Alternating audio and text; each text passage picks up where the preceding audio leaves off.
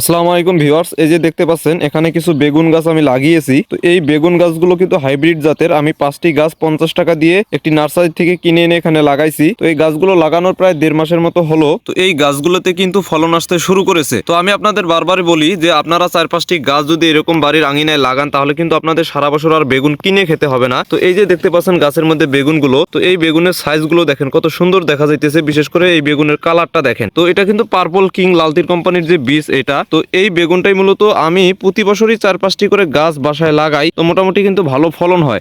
আর এই যে গাছগুলো দেখতে পাচ্ছেন এই গাছগুলোতে কিন্তু কোনো প্রকারের পোকা দেখা যাইতেছে না। আর এই গাছগুলো কিন্তু একেবারেই সুস্থ সবল। এই বেগুনের গাছগুলোতে কিন্তু নিয়মিতই আমি ঔষধ স্প্রে করি, বিশেষ করে অ্যামামেকটিন, বেনজয়েড, তারপরে অ্যাবামেকটিন, তারপরে ইমিডাক্লোপিড, এসিটামিপিড গ্রুপের যে কীটনাশক এগুলো ব্যবহার করে থাকি। আর এর সাথে ভালো মানের ছত্রাকনাশক আমি ব্যবহার করে থাকি। আর বেগুনের গাছের মধ্যে ঔষধ কিন্তু পাল্টিয়ে পাল্টিয়ে দিতে হয়। একই ঔষধ বারে বারে দিলে কিন্তু ভালো রেজাল্ট পাওয়া যায় না। আর আপনারা দেখতে পাচ্ছেন গাছের পাতাগুলো একদম সুস্থ সবল, কোনো প্রকারের কিন্তু পোকা নাই, মাকড় নাই এবং কোনো প্রকারের কিন্তু ছত্রাক নেই এই গাছগুলোতে।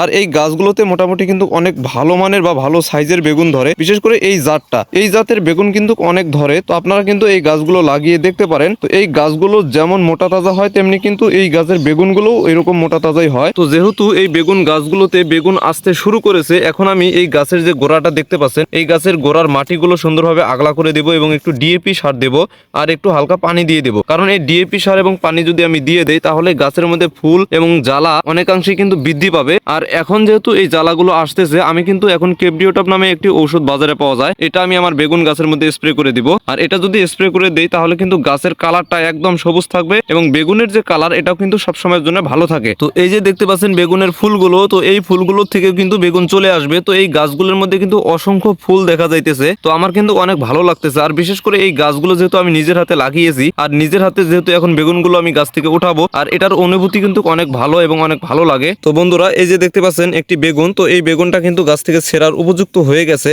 আর এই বেগুনের কালারটা দেখেন, আমার কিন্তু অনেক ভালো লাগে। তো বেগুন গাছের কিন্তু একটি রোগ বেশি দেখা দেয়, সেটা হচ্ছে যে পাতা এবং ডগা ছিদ্রকারী পোকা। তো এই পোকার জন্য মূলত অ্যামামেকটিন বেনজয়েড গ্রুপের ওষুধটা ভালো কাজ করে। তারপরে আমি ইনসিপিও যে ওষুধটা বাজারে পাওয়া যায় এটা গাছের মধ্যে স্প্রে করি। তো ওষুধ যদি নিয়মিত দেওয়া যায় তাহলে কিন্তু বেগুন গাছের এই রোগগুলো অবশ্যই নিয়ন্ত্রণে রাখা যায়। আর বেগুন গাছের ওষুধ অবশ্যই নিয়মিত দিতে হবে। আর এই যে দেখতে পাচ্ছেন গাছের গোড়াটা, গাছের গোড়ার মধ্যে যে পাতাগুলো থাকে বেগুনের, এই পাতাগুলো কিন্তু ছিঁড়ে দিতে হবে। তো এই বেগুন গাছের পাতাগুলো যদি ছিঁড়ে দেওয়া যায়, বিশেষ করে এই গোড়ার পাতাগুলো, তাহলে কিন্তু বেগুন গাছের গোড়ার মধ্যে ছত্রাক আক্রমণ করতে পারে না বা ব্যাকটেরিয়া আক্রমণ করতে পারে না। বেগুন গাছের যে ঢলে পড়া রোগ এটা কিন্তু হয় না। তো এই জন্যই মূলত এই গাছের পাতাগুলো আমি নিয়মিতই ছিঁড়ে দেই এবং এই গাছগুলোতে নিয়মিতই আমি সার দেই, পানি দেই এবং কিছু ঔষধ স্প্রে করি। এতে কিন্তু বেগুনের গাছগুলো সুস্থ সবল আছে। তো যেহেতু এখন রমজান মাস, এই রমজান মাসের মধ্যে কিন্তু এই বেগুনগুলো আসতে শুরু করছে। তো এখনো কিন্তু বাজারে বেগুন 25 থেকে 30 টাকা কেজি। তো আমার কিন্তু আর বেগুন কিনতে হয় না। আপনাদের আমি বলি আপনারাও অবশ্যই এই গাছগুলো লাগান বাড়িতে, বিশেষ করে বেগুন, মরিচ। তো হাইব্রিড জাতের যে সবজিগুলো এগুলো আপনারা বাড়ির আঙিনায় বা বস্তার মধ্যে কিন্তু লাগাতে পারেন। এগুলোর কিন্তু অনেক